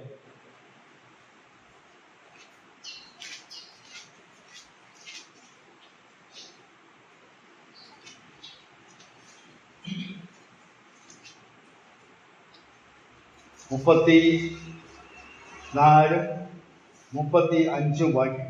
അപ്പോൾ പത്രോസ് വായി തുറന്ന് പറഞ്ഞു തുടങ്ങിയത്, ദൈവത്തിന് മുഖപക്ഷമില്ല എന്നും ഏത് ജാതിയിലും അവനെ ഭയപ്പെട്ട് നീതി പ്രവർത്തിക്കുന്നവനെ അവൻ അംഗീകരിക്കുന്നു എന്ന് ഞാൻ ഇപ്പോൾ യഥാർത്ഥമായി അറിയുന്നു. ശ്രദ്ധിക്കുക, ഏത് ജാതിയിൽപ്പെട്ടവനെയും ദൈവം അംഗീകരിക്കുന്നു എന്നെനിക്ക് ഇപ്പോൾ ബോധ്യമായി. കാരണം കൊർന്നല്യോസിന്റെ ഭവനം, കൊർന്നല്യോസ് എന്ന് പറഞ്ഞാൽ ജാതിയിൽപ്പെട്ടവനാണ്, യഹൂദനല്ല. അവനെ സ്വീകരിക്കാനോ അവനോട് സുവിശേഷം പറയാനോ പത്രോസ് തയ്യാറായില്ല. അപ്പോൾ അവന്റെ മനസ്സിനെ ഒതുക്കാൻ വേണ്ടി ഈ ദർശനം നൽകി, 3 പ്രാവശ്യം നൽകി. എന്നിട്ട് അവനോട് പറഞ്ഞത്, ഞാൻ ശുദ്ധീകരിച്ചതിനെ നീയെ അശുദ്ധമെന്ന് എണ്ണരുത് എന്ന് പറഞ്ഞാൽ ദൈവം ശുദ്ധീകരിച്ചത് നീ മലിനമെന്ന് വിചാരിക്കരുത് എന്ന് ശക്തമായി താക്കിയത് കർത്താവിൽ നിന്ന് ലഭിച്ചതിന് ശേഷമാണ് പത്രോസ് പോയിട്ട് ജാതികളോട് സുവിശേഷം അറിയിക്കാനായിട്ട് പോയി. അപ്പോൾ ഇവിടെ അപ്പോസ്തലൻ പൗലോസ് ഫെലിസ്തീയർക്ക് വായിക്കുന്ന ശത്രുത്വം നീക്കി. ദൈവത്തോട് ശത്രുത്വം നീങ്ങി എന്നുള്ളത് വാസ്തവമാണ്. മനുഷ്യനോട് ശത്രുത്വം നീങ്ങി. യഹൂദനെന്നോ യവനെന്നോ വ്യത്യാസമില്ലാതെ എല്ലാവരും രക്ഷിക്കപ്പെട്ട ദൈവത്തിന്റെ സഭയുടെ അംഗങ്ങളാണെന്നുള്ളത് യഹൂദന് അംഗീകരിക്കാൻ ബുദ്ധിമുട്ടാണ്. അതുകൊണ്ടാണ് ഗലാത്യയിൽ ഈ പരിച്ഛേദനക്കാരായ ആളുകൾ വന്ന് ഈ ആളുകളെ ആശയക്കുഴപ്പത്തിലാക്കി പറഞ്ഞത്, നിങ്ങൾ പരിച്ഛേദനയുടെ ഏറ്റാലേ നിങ്ങൾ ശരിയായ വിശ്വാസത്തിൽ വരികയുള്ളൂ, കൃപയാൽ രക്ഷിക്കപ്പെട്ട വിശ്വാസം എന്നൊക്കെ പറഞ്ഞാൽ കാര്യമില്ല എന്ന് പറഞ്ഞുകൊണ്ട് അവരെ വശീകരിക്കപ്പോഴാണ് ഇവിടെ നാം വായിക്കുന്നത്. പൗലോസ് ഈ പറയുന്ന ഗലാത്യ ലേഖനത്തിൽ പറയുന്ന വാക്ക് അവിടെ വായിക്കുന്നത് എന്താ? നിങ്ങൾക്ക് കൃപയും സമാധാനം ഉണ്ടാകും. ഒരു ആശീർവാദവാദവും മാത്രമായിട്ടല്ല അവിടെ പറയുന്നത്. സമാധാനം എന്ന് പറഞ്ഞാൽ അന്യോന്യം സമാധാനം. യഹൂദനെന്നോ ഞാൻ പറഞ്ഞല്ലോ, ഗലാത്യ ലേഖനത്തിന്റെ പശ്ചാത്തലം ആ മനസ്സിൽ വെച്ചുകൊണ്ട് വേണം ഇതൊക്കെ വായിക്കാനായിട്ട്. അപ്പോൾ സമാധാനം, അന്യോന്യം സമാധാനമുള്ള യേശുക്രിസ്തുവിന്റെ കൃപയാൽ കൃപ ലഭിക്കുമ്പോൾ എല്ലാവരെയും അംഗീകരിക്കാൻ കഴിയുന്ന മനോഭാവത്തിലേക്ക് ഇവരായിരുന്നു. ഞാൻ ചോദിക്കട്ടെ, നമ്മളിതൊക്കെ ആൾക്കാർ വായിക്കുകയും ചെയ്യുമ്പോൾ യഹൂദനും നമ്മുടെ ഇവിടെ യഹൂദന്മാരും ജാതികളൊന്നുമില്ല. എന്നാൽ നാം മനസ്സിലാക്കണം, ഈ കേരളത്തിൽ തന്നെ പല സ്ഥലങ്ങളിലും ക്രൈസ്തവരെ വിഭാഗീയതയോടുകൂടെ കാണുന്ന സ്ഥലങ്ങളുണ്ട്. പ്രത്യേകിച്ച് തിരുവിതാംകൂറിൽ പോയാൽ അവിടെയൊക്കെ വ്യത്യസ്തമാണ്. നിങ്ങൾക്കത് മനസ്സിലാകാനായിട്ടാണ് അവിടെ പോയി പരിചയിച്ചപ്പോൾ അതറിയാം. ഞാൻ വിവാഹം കഴിഞ്ഞിട്ട് അവിടെ ചെന്നപ്പോഴേ എന്നോട് പറഞ്ഞു, ഇവിടെ രണ്ട് സഭകളൊക്കെ ഉണ്ട്, അവിടെ സഭയിൽ പ്രശ്നങ്ങളൊക്കെ ഉണ്ടായി, 2 സഭയായി. പിന്നെ പാവങ്ങളുടെ ഒരു സഭയുണ്ട്. അപ്പൊ ആ പറഞ്ഞ ആള് കുറച്ചുകൂടി നല്ല ഭാഷയിൽ പറഞ്ഞതാണ് പാവങ്ങളുടെ. അപ്പൊ ഞാൻ പാവങ്ങളുടെ സഭ, അത് അവര് ഇത്തിരി താഴ്ന്ന ജാതിക്കാരാണ്. അപ്പൊ ഞാൻ അന്വേഷിച്ചപ്പോൾ ബന്ധക്കോസ്തുകാർക്ക്, മർത്തോമക്കാർക്ക് എല്ലാം ഇങ്ങനെ വെവ്വേറെ സഭകളുണ്ടാവും. അവിടെ ബുധകാർക്കും ഉണ്ട് എന്ന് പറഞ്ഞാൽ അവര് പറയുന്ന വാക്ക് സുക്രി ബുക്രി എന്നാണ്. അതിന് പറഞ്ഞാൽ അതിന്റെ അർത്ഥം മനസ്സിലായല്ലോ. സുറിയാനി ക്രിസ്ത്യാനി, മൂങ്ങിയ ക്രിസ്ത്യാനി എന്ന് പറഞ്ഞാൽ, സുറിയാനി ക്രിസ്ത്യാനി എന്ന് പറഞ്ഞാൽ ഞങ്ങൾ നല്ല തറവാട്ടിൽ നിന്ന് ജനിച്ചു വളർന്നവരാണ്. മറ്റൊക്കെ മുങ്ങിയ ക്രിസ്ത്യാനി എന്ന് താഴ്ന്ന ജാതി എന്ന് പറഞ്ഞാൽ ഈ അടുത്ത കാലം വരെ അവരെ അംഗീകരിക്കുമായിരുന്നില്ല. ഞാൻ ഇത് വിശദീകരിക്കാൻ നിൽക്കുമ്പോൾ ഞാനൊരു അനുഭവം പറഞ്ഞ് മുമ്പോട്ട് പോകാം. ഞാൻ ചില 2 വർഷത്തിലധികം കോട്ടയത്ത് ജോലി ചെയ്തു. അപ്പം ഞാനവിടെ ലോഡ്ജിൽ താമസിക്കുകയാണ്, ഒരു റെയിൽവേ സ്റ്റേഷൻ്റെ അടുത്ത്. അപ്പം എനിക്ക് ശനി ഞായർ മുടക്കായതുകൊണ്ട് ഞാൻ തിങ്കളാഴ്ച കാലത്ത് അവിടെ ചെല്ലും, വെള്ളിയാഴ്ച വൈകുന്നേരം ഇവർ തിരിച്ചു പോരും, പിന്നെ തിരിച്ചങ്ങോട്ട് തിങ്കളാഴ്ച കാലത്ത്. അപ്പോൾ അവിടെ ലോഡ്ജിൽ ഞാൻ താമസിക്കാൻ, എൻ്റെ കൂടെ എൻ്റെ സഹപ്രവർത്തകരുണ്ട്, അദ്ദേഹം കത്തോലിക്കനാണ്. അപ്പോൾ അവിടെ ആ ലോഡ്ജ് എന്ന് പറഞ്ഞാൽ വീട് പോലെയുള്ള ലോഡ്ജാണ്. പുതിയ ലോഡ്ജ് അവിടെ ഞങ്ങൾ താമസിക്കുന്ന പഴയ വീടിൻ്റെ ഒരു വലിയ മുറിയാണ് ഞങ്ങൾക്ക് 2 കെട്ടിടം സൗകര്യങ്ങളാണ്. അപ്പൊ അപ്പുറത്തെ വേറൊരു പഴയ വീടിന്റെ സൗകര്യത്തിൽ ഒരാൾ താമസിക്കുന്നത്, അദ്ദേഹം ഒരു മുസ്ലിം പശ്ചാത്തലത്തിലുള്ള ആളാണ്. ഇക്കാലത്താണ് ഞങ്ങൾ വിളിക്കുന്ന പേരൊന്നും വെക്കാറ്. അപ്പൊ അദ്ദേഹം റിട്ടയർ ചെയ്ത ഒരു വ്യക്തിയാണ്, സംസ്ഥാന സർക്കാരിന്റെ ജോലിയിൽ വിരമിച്ച മനുഷ്യനാണ്. അപ്പൊ അദ്ദേഹം വിവാഹം കഴിച്ച ആളല്ല, അദ്ദേഹം വലിയ മതവിശ്വാസമുള്ള ആളാണ്, പള്ളിയിൽ പോകുന്ന ആളാണ്. അപ്പൊ അദ്ദേഹം ഇവിടെ ഒറ്റയ്ക്ക് താമസിക്കുകയാണ്. അപ്പൊ ഞങ്ങൾ ഇന്ന് വൈകുന്നേരം സമയത്ത് ഉച്ചയ്ക്ക് 5-6 മണിയാകുമ്പോൾ ഞങ്ങൾ ഇവിടെ അവിടെ ആ തിണ്ണയിലൊക്കെ ഇരുന്ന്, അങ്ങനെ മുറ്റത്തൊക്കെ ഇരുന്ന്, ഉയർന്ന സ്ഥലമാണ് അവിടെ ഇരുന്നുകൊണ്ട് ഇങ്ങനെ പല കാര്യങ്ങളും സംസാരിക്കാം. ഇദ്ദേഹം ഒരു സാഹിത്യകാരനും കൂടിയാണ്, കവിതകളൊക്കെ എഴുതി അങ്ങനെ പബ്ലിഷ് ചെയ്യുന്ന വ്യക്തി കൂടിയാണ്. അപ്പൊ ഇങ്ങനെ ഇരിക്കുമ്പോൾ ഞാൻ ഒരു ദിവസം ഞങ്ങൾ താമസിക്കുന്നതിന്റെ എതിർവശത്ത് റോഡ് താഴ്ന്നിട്ടാണ് ഈ ഉയർന്ന സ്ഥലത്ത് മർത്തോമ സെമിനാരി, MT സെമിനാരി, അവിടെ ഒരു കൺവെൻഷൻ നടന്നുകൊണ്ടിരിക്കുകയാണ്. ഞങ്ങൾക്ക് ഇവിടെ ഇരുന്നാൽ ശരിക്കും കേൾക്കാം. അപ്പൊ ഇദ്ദേഹം ചോദിച്ചെന്നോട്, അപ്പൊ ഞാൻ ഇന്ന് വിവാഹത്തിൽപ്പെട്ട ആളാന്നൊക്കെ ഇയാൾക്ക് നന്നായിട്ട് അറിയാം, സാറ് പോകുന്നില്ല, അവിടെ ഒരു കൺവെൻഷൻ നടക്കുകയാണ്. ഞാൻ പറഞ്ഞു ഞാൻ പോകണം എന്ന് വിചാരിക്കുന്ന ഒരു ദിവസം. അല്ല, നിങ്ങൾക്കും പോകല്ലോ, ആർക്കും ചെല്ലാം, അവിടെ ഓപ്പണാന്നുള്ളത്. അപ്പൊ ഞാൻ അദ്ദേഹത്തോട് സുവിശേഷം പറയാനായിട്ട് ശ്രമിച്ചു. അദ്ദേഹത്തെ പെട്ടെന്ന് മനസ്സിലായി. അദ്ദേഹം എന്നോട് പറഞ്ഞ വാചകമാണ് എന്നെ വളരെ ഷോക്ക് ചെയ്തു. വേണ്ട സാറേ, കറുത്ത ക്രിസ്ത്യാനികളും വെളുത്ത ക്രിസ്ത്യാനികളും ഉള്ള ആൾക്കാരല്ലേ നിങ്ങൾ? ഞാൻ എന്താ അങ്ങനെ പറഞ്ഞു? അദ്ദേഹം കോട്ടയം ജില്ലയിലെ മുണ്ടക്കയം ഭാഗത്ത് ആ ഭാഗത്ത് പ്രദേശത്ത് താമസിക്കുന്ന വ്യക്തിയാണ്, സ്വദേശിയാണ്. അപ്പൊ അദ്ദേഹത്തിന് നല്ല പരിചയമാണ്. ബ്രദറുകാരായാലും ബന്ധുക്കോസുകാരായാലും മർത്തോമക്കാരായാലും ഒക്കെ 2 ഗ്രൂപ്പുണ്ട്, സുക്രികളും മുക്രികളും. അവർക്ക് വെവ്വേറെ കുടികളും വെവ്വേറെ ഉപദേശിമാരും വെവ്വേറെ അച്ഛന്മാരും ഒക്കെ ഉണ്ട്. അപ്പൊ നമ്മുടെ നാട്ടിലെ ഇതുണ്ട്. അപ്പൊ അദ്ദേഹം അത് പറഞ്ഞപ്പോഴേ ഇവിടുന്ന്, അതായത് നിങ്ങളിൽ പറയുന്ന പോലെ സുവിശേഷം അംഗീകരിച്ചാലും ഈ 2 ഗ്രൂപ്പായിട്ടല്ലേ നിൽക്കുള്ളൂ എന്നുള്ള. ഞാൻ തൃശ്ശൂർക്കാരനാണ്, അവിടെ ഇങ്ങനത്തെ യാതൊന്നും ഞാൻ കണ്ടിട്ടില്ല. ഞങ്ങളൊക്കെ എല്ലാവരും ഒരുമിച്ചാണ്. ഏത് പശ്ചാത്തലത്തിൽ നിന്ന് വന്നാലും രക്ഷിക്കപ്പെട്ട് സ്ഥാനപ്പെട്ട ആളുകളാണെങ്കിൽ ഞങ്ങളൊക്കെ ഒരുമിച്ചാണ് പോകുന്നത്. ഒരു പ്രശ്നവും അവിടെ ഇല്ല. അവിടെയൊക്കെ അങ്ങനെയായിരിക്കും. ഞാനിത് എൻ്റെ നാട്ടിലെ സ്വഭാവം ഞാൻ അറിയാവുന്നതുകൊണ്ട് പറഞ്ഞതാണ്. അപ്പോൾ അവരെയൊക്കെ മനസ്സിൽ രൂഢമൂലമായിട്ടുള്ള കാര്യം എന്താ പറയുമ്പോൾ, രക്ഷിക്കപ്പെട്ടാലും നിങ്ങൾ വിവാഹ മാട്രിമോണിയൽ പരസ്യം ശ്രദ്ധിച്ചാൽ അറിയാം. ആ പരസ്യത്തിൽ അവര് റെക്കോർഡുള്ള ആളുകൾ ഞങ്ങൾ സിറിയൻ ക്രിസ്ത്യൻ ബാക്ക്ഗ്രൗണ്ട് എന്നാണ്, അതായത് സുറിയാനി ക്രിസ്ത്യാനി പശ്ചാത്തലമുള്ളവരാണ് എന്ന മാട്രിമോണിയൽ കോളത്തിൽ എഴുതും. മറ്റവർ എഴുതുന്നത് ചേരമർ ക്രിസ്ത്യനാണ് ഞങ്ങൾ. ചേരമർ ക്രിസ്ത്യൻ എന്ന വാക്കിന്റെ അർത്ഥം ഈ താഴ്ന്ന ജാതി ക്രൈസ്തവരായവരെയാണ് ഉദ്ദേശിക്കുന്നത്. അത് അവര് തന്നെ അംഗീകരിച്ചിട്ട് അവരങ്ങനെ തന്നെയാണ് എഴുതുന്നത്. കാരണം വിവാഹം കഴിഞ്ഞിട്ട് പിന്നെ പ്രശ്നം ഉണ്ടാക്കരുതല്ലോ, നേരത്തെ അറിഞ്ഞിട്ട് ചെയ്താൽ മതി. ഞാനിത് അന്വേഷിച്ചപ്പോഴേ ഞാൻ തമിഴ്നാട്ടിലെ കാര്യങ്ങൾ അന്വേഷിച്ചു. അവിടെ ഒരേ സഭയിൽ കൂടി വരുന്നവരാണെങ്കിലും രക്ഷിക്കപ്പെട്ടവരാണെങ്കിലും സ്ഥാനപ്പെട്ടവരാണെങ്കിലും വിവാഹം ആലോചിക്കുമ്പോൾ ഈ വ്യക്തി ഏത് പശ്ചാത്തലത്തിൽ നിന്ന് ഏത് വിഭാഗത്തിൽ നിന്ന് രക്ഷിക്കപ്പെട്ടു വന്നവനാണെന്ന് അന്വേഷിച്ചിട്ട് വിവാഹം നടത്തും. ഞാനിപ്പോ എന്താ സഹോദരികൾ പറയുന്നത്, എൻ്റെ മക്കള് തമിഴ്നാട്ടിൽ പോയിരിക്കുകയാണ്. അവര് പിതാവ് അവിടെ സുവിശേഷനാണ് ചെയ്തി. അപ്പൊ അവിടെ പോയപ്പോൾ അവിടെ എൻ്റെ മകള് എന്നോട് പറഞ്ഞതാണ്, അവിടെ ഇങ്ങനെയൊക്കെ തന്നെയാണ് കാര്യങ്ങളാണ്. തമിഴ്നാട്ടിൽ പോലും വിവാഹം നടക്കണമെങ്കിൽ ആ വ്യക്തി രക്ഷിക്കപ്പെടുന്നതിന് മുൻപ് ഏത് വിഭാഗത്തിൽ വന്നതാണെന്ന് അന്വേഷിച്ച് അതേ വിഭാഗത്തിൽപ്പെട്ടവരെ മാത്രമേ ഇവരെ വിവാഹം കഴിക്കൂ. അപ്പോൾ അതിന്റെ ശക്തി സ്വാധീനമാണ് ഞാൻ പറഞ്ഞത്. പിന്നെയാണോ യഹൂദന്റെ കാര്യം? അപ്പോൾ യേശുക്രിസ്തുവിന് പൗലോസോട് പറയുന്നത്, യേശുക്രിസ്തുവിന്റെ രക്തത്താൽ വിളിച്ചാൽ നിങ്ങൾക്ക് തമ്മിൽ തമ്മിൽ സമാധാനമുണ്ട്. പൗലോസ് നഖശിഖാന്തി എതിർക്കുകയാണ്. അതിന്റെ പശ്ചാത്തലം ഞാൻ നേരത്തെ പറഞ്ഞതുപോലെ യഹൂദ പശ്ചാത്തലത്തിലുള്ളവർ വന്ന് പരിച്ഛേദനക്കാരെന്ന് പറയുന്നവർ ആ സഭയിലെ വിശ്വാസികളെ കുഴയ്ക്കാനും അവർ ഇത് നിങ്ങൾ രക്ഷ പൂർണ്ണമല്ല എന്ന് പറഞ്ഞ് അവരെ പഠിപ്പിക്കാനും ശ്രമിച്ചപ്പോഴാണ് എന്ന് കാണാൻ സാധിക്കും. ഇതിന്റെ 5ാമത്തെ ഭാഗത്തേക്ക് നമ്മൾ കടന്നുപോയിട്ട് അതിന്റെ അവസാനത്തെ വാക്ക് 5ാം വാക്യത്തില് അവരെ എന്നേക്കും മഹത്വം ആണ് എന്ന് പറഞ്ഞാൽ നമ്മെ ഈ ക്രൂശുമരണത്തിൽ രക്ഷിച്ചതിന്റെ പ്രധാന ലക്ഷ്യം എന്ന് പറയുന്നത് ദൈവനാമം മഹത്വപ്പെടണം എന്നുള്ളത്. നാം രക്ഷിക്കപ്പെടണം, നിത്യമായ നരകത്തിൽ നിന്ന് വിടുവിക്കപ്പെടണം, നിത്യജീവിത അവകാശിയാക്കണം. പക്ഷേ ദൈവനാമം മഹത്വപ്പെടുവാനായിട്ടും കൂടെയാണ് നമ്മെ രക്ഷിച്ചത് എന്ന് പറഞ്ഞാൽ ദൈവത്തെ ആരാധിക്കുന്ന, ദൈവത്തെ മഹത്വപ്പെടുത്തുന്ന ജീവിതം. അതെന്താണ് പറഞ്ഞത്? ഒരു വ്യക്തി രക്ഷിക്കപ്പെട്ടു കഴിഞ്ഞാൽ അവന്റെ പാപ സ്വഭാവത്തിൽ നിന്ന് വിടുതൽ പ്രാപിച്ച് അവൻ ദൈവമകനായി ജീവിക്കുമ്പോൾ അതിലൂടെ ദൈവനാമം മഹത്വപ്പെടും. ചിലർക്കൊക്കെ രക്ഷിക്കപ്പെട്ടതിന് ശേഷം ഇല്ലാത്തതിന് ശേഷം ഒരു വ്യത്യാസവും ഇല്ലാത്തവരുണ്ട്. എന്നാൽ യഥാർത്ഥത്തിലുള്ള രക്ഷിക്കപ്പെട്ട വ്യക്തികളാണെങ്കിൽ അവരുടെ ജീവിതത്തിൽ അടിമുടി രൂപാന്തരം സംഭവിക്കും.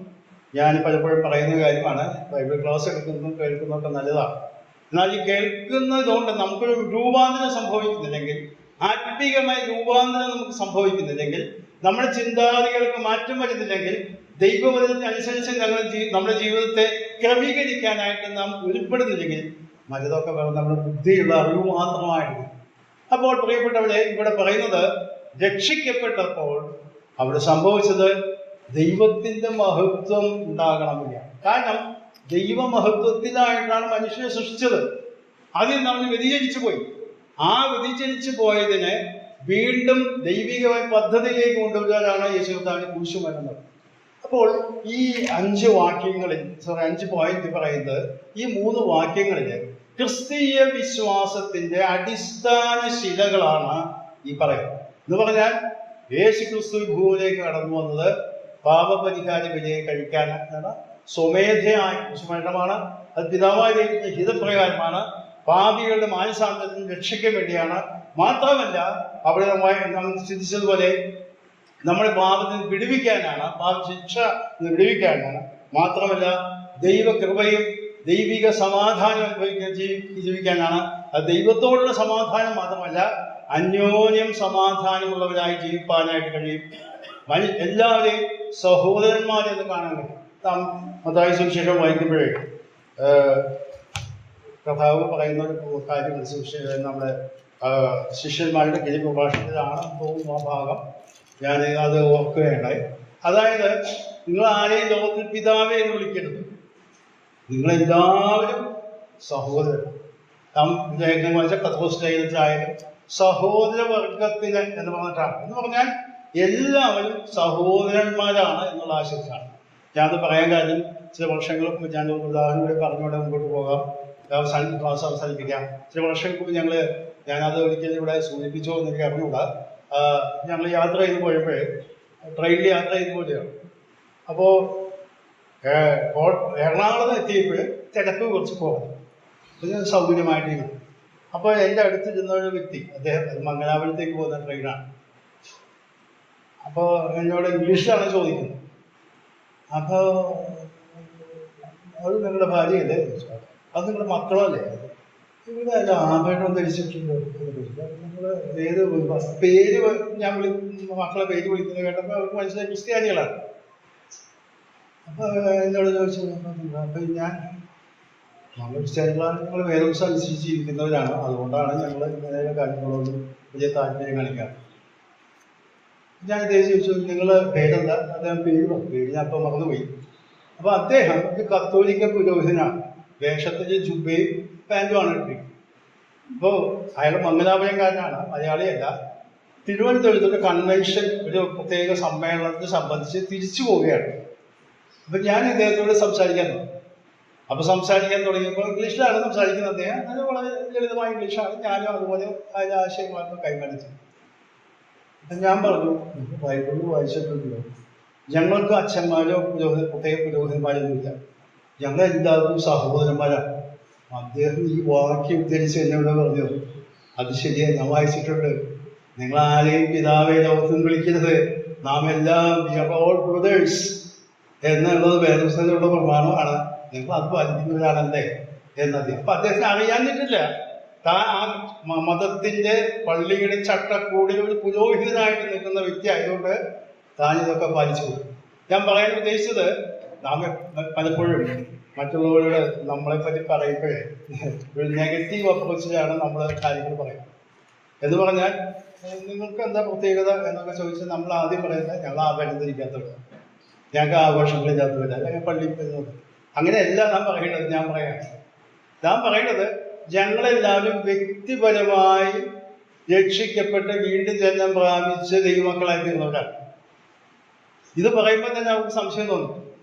വ്യക്തിപരം ഞങ്ങൾ ചെറുപ്പത്തിലെ കുട്ടികളായിരിക്കും മാമോദിസ മുഖ്യ ക്രിസ്ത്യാനികളാക്കുന്നതല്ല, ആകുന്നതല്ല. ഞങ്ങളൊക്കെ എപ്പോഴാണോ പാപബോധം ഉണ്ടാകുന്നത് അപ്പോൾ യേശു കർത്താവിനെ ഹൃദയത്തിൽ സ്വീകരിച്ച് അത് വ്യക്തമായി പറഞ്ഞതിന് ശേഷം പിതാവിനെയും പുത്രനെ വിശുദ്ധാത്മാവിൽ നിമജ്ജന സ്നാനം, മുഴുവൻ സ്നാനം എടുക്കുന്നവരാണ്. ആ നിലയിൽ വേണം നാം നമ്മെ അവതരിപ്പിക്കാൻ. അല്ലാതെ നിങ്ങളുടെ പ്രത്യേകത എന്താണെന്ന് വെച്ചാൽ ഞങ്ങൾ അവതരിപ്പിക്കാത്തത്, ഞങ്ങൾ അതല്ല പറയുന്നത്. നമ്മുടെ വ്യക്തിത്വം വേദപുസ്തകത്തിന്റെ അടിസ്ഥാനത്തിൽ നാം വെളിപ്പെടുത്താനായിട്ട് ശ്രമിക്കണം. ഞാൻ പറയുന്നത് നാം എല്ലാവരും സഹോദരന്മാരാണ് എന്നുള്ളതായ സഹോദരവർഗം എന്നുള്ള വാക്കാണ് പത്രോസ് തന്റെ ലേഖനത്തിൽ ഉപയോഗിച്ച് സഹോദരവർഗത്തെ സ്നേഹിപ്പിൻ എന്നാണ് പറയുന്നത്. അപ്പോൾ സഹോദരവർഗം എന്നുള്ളതാണ്. നിങ്ങൾ പത്രോസിന്റെ 2ാമത്തെ ലേഖനം വായിച്ചു നോക്കിയാൽ ഞാൻ ആ ഭാഗം എടുക്കുന്നില്ല. അവസാനിക്കുന്ന സമയത്ത് പത്രോസ് പറയുന്ന എങ്ങനെയാന്ന് പറയുമ്പോൾ, നമ്മുടെ പ്രിയ സഹോദരനായ പൗലോസും, അതിന് അപ്പോസ്തലനെന്നോ സുവിശേഷനെന്നോ ഒന്നല്ല വിശദീകരിക്കുന്നത്. അവിടെ പറയുന്നത് നമ്മുടെ പ്രിയ സഹോദരനായ പൗലോസും തനിക്ക് ലഭിച്ച ജ്ഞാനത്തിൽ ചില കാര്യങ്ങൾ എഴുതിയിട്ട് അത് ലഭിക്കാൻ പ്രയാസമുള്ളവരെ തന്നെ കൂട്ടിക്കളയുന്നു എന്നൊക്കെ പറഞ്ഞു. അപ്പോൾ പത്രോസ് പൗലോസിനെ അഭിസംബോധന ചെയ്യുന്നത് പ്രിയ സഹോദരനായ പൗലോസ്. വാക്കുകൾ വിടുന്നതൊക്കെ ദൈവം അടുത്ത ദിവസങ്ങൾ നമ്മളിതിൻ്റെ തുടർച്ചയായ കാര്യങ്ങൾ ചിന്തിക്കാം.